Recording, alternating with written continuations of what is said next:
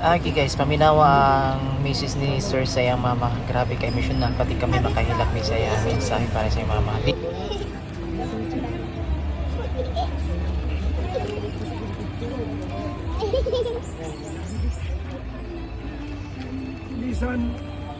Bisan gahi kong wolo, pasalamat mo nga naalang yapon ka.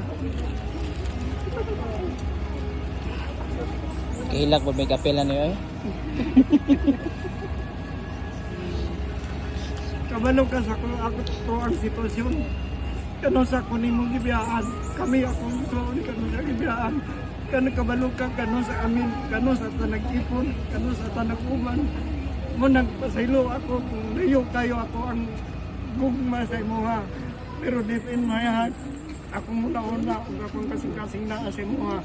Di lang ko ka-express kung kasi ako ang ibati sa imuha.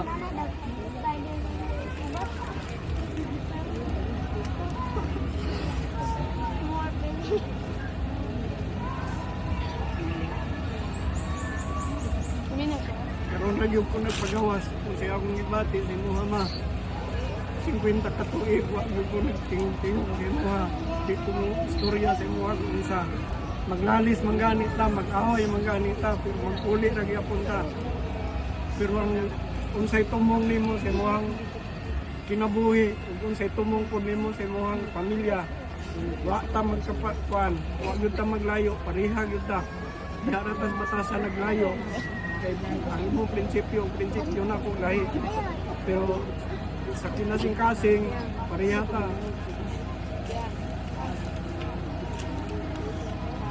Kung saysayop na ko nimo, pasaylo ako. Dili ko pepekto.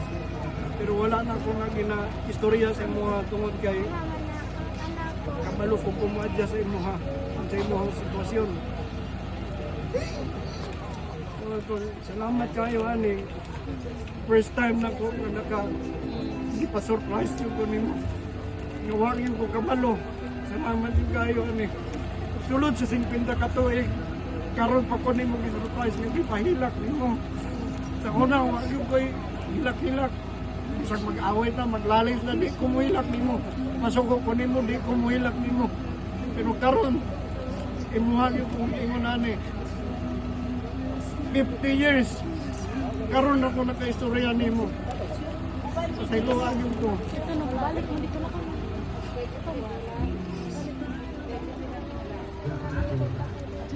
Ano, salamat yung kayo. Kung sa imo ang pagtanaw ninyo sa kuha,